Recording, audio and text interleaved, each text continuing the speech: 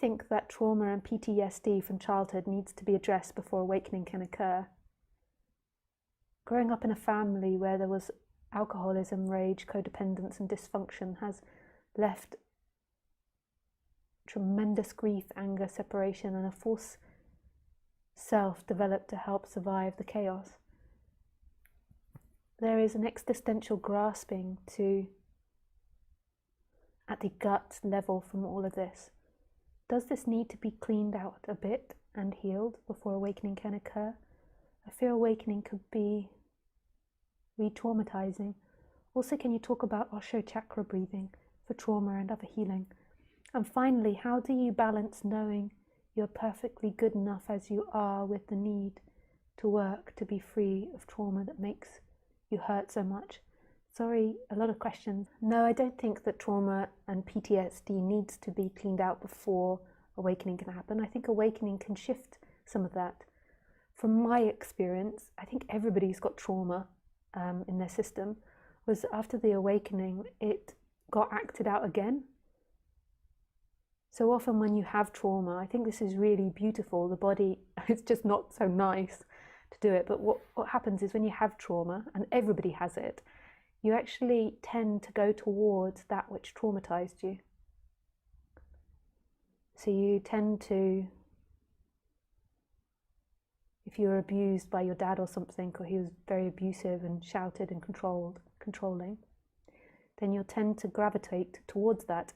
And the theory is, that's my experience, and the theory is that your body is trying to balance itself. And I think this is a really nice explanation, and I think it's a good explanation for positive thinking. And your body is trying to balance itself, so it goes back to the situation because it wants to heal it. But you're not conscious of that. So what happened with me was I went back and acted out those traumas again. And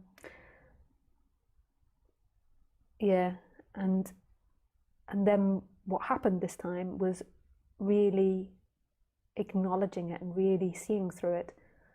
So the other times it had been unconscious, and then that time it got acted out again, and I really acknowledged it and really got to see it for what it was.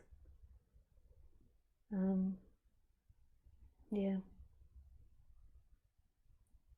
And I'm sure that I'm still acting out traumas and unconscious, like human stuff, not just what's happened in this lifetime, but like human stuff. And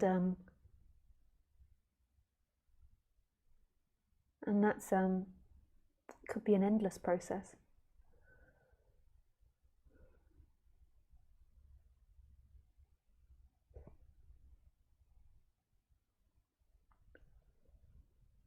So I don't know, I don't think you have to do it one way or the other.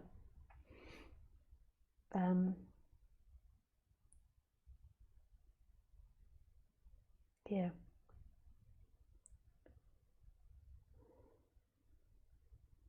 But it does seem, until you're really conscious of these things, they do keep acting out again and again and again. And maybe even once you're conscious of them, they act out again as well. What happened to me was I grew up in a household where there was a lot of illness. This is just one part of Lisa's story, and there wasn't sufficient boundaries established. And I watched my mum not having very good boundaries, and so therefore I didn't have very good boundaries.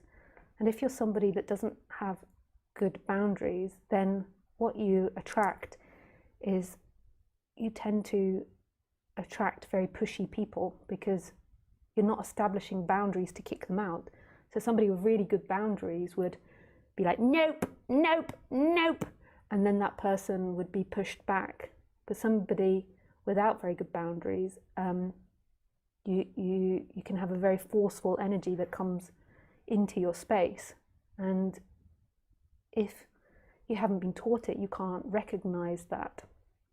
And that's okay, like you can meet some amazing people doing that, but it tends to like push that boundary thing again. Like it tends to like, And so when I started becoming a speaker about non-duality with not very good boundaries, I thought I had got better, but I hadn't. My boundaries had got better to an extent, but you become a speaker and you're a young woman, it was such a bulldozer on my boundaries. And then also having this awakening, like you have such a sense that everything is love. It's really hard. So you've already got weak boundaries, and then it's really hard to distinguish like anything, like people's actions or not actions. So then what happened was I began to surround myself with people that were too pushy. And it's hard if you're around too pushy people all the time. Like,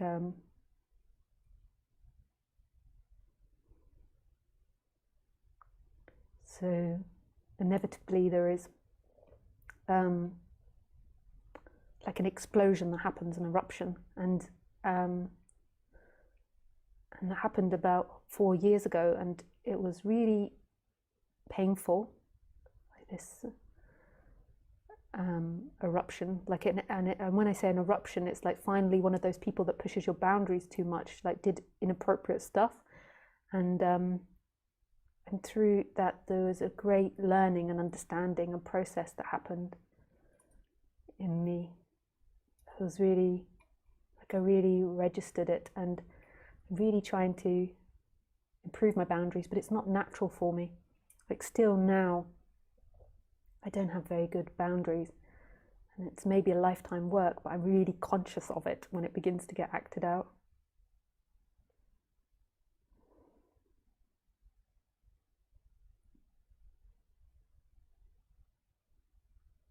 Yeah.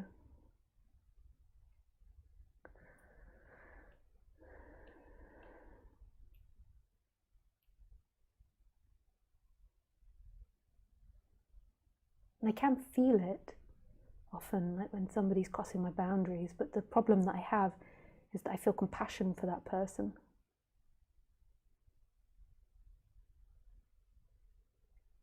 But that doesn't, like,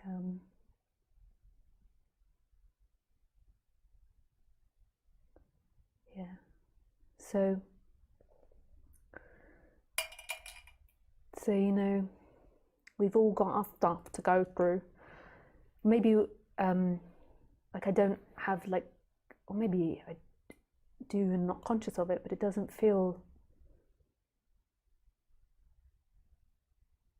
like I have hatred anymore towards that. Like there's no hatred towards the people or towards it. There's anger sometimes, but there's not like a deep, lasting hatred. Sometimes there's fear of these people.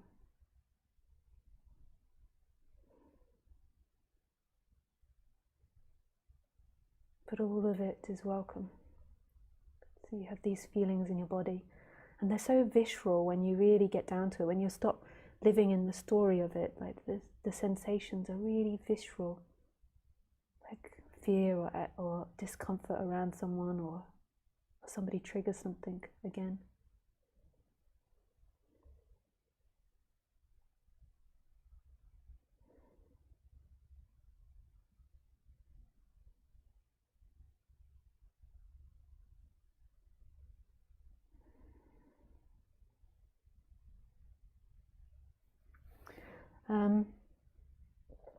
So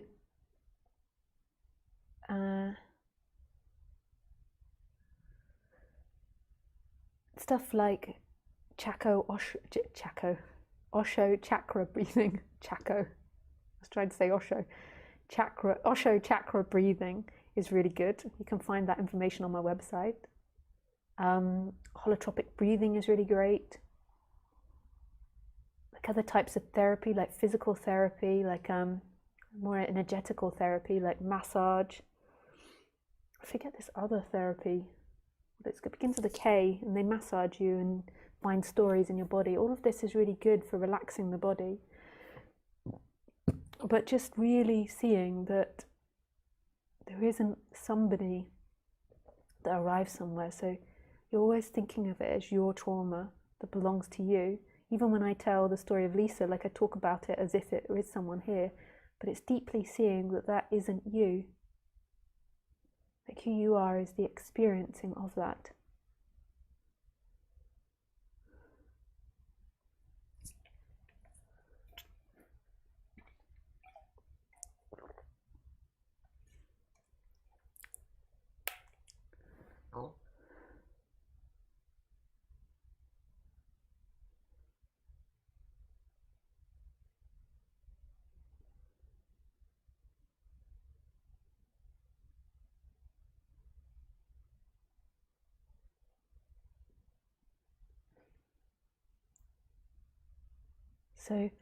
So you think, so you say, and finally, how do you balance knowing that you're perfectly good enough as you are with the need to work?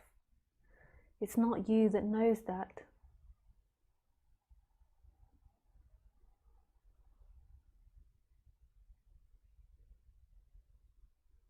So it's not you that knows it. Like you don't know that you're perfectly good as you are. You are as good as you are. Like you are perfect the way you are. But that's not a mental thing. That's not something that you have in time. That's a knowing that's present. That's about presence.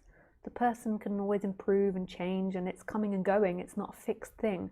So that person can't be fixed like I'm better and I'm just as good enough as the way I am. It can have insecurity, it can have love, it can have all these things, because it's not a fixed thing. It's responding, and you can change the conditions of the body to different thoughts come up, but that's not the part of that is perfection, but that's something that's changing. What is it that never changes? And that's what's free, and that's who you are.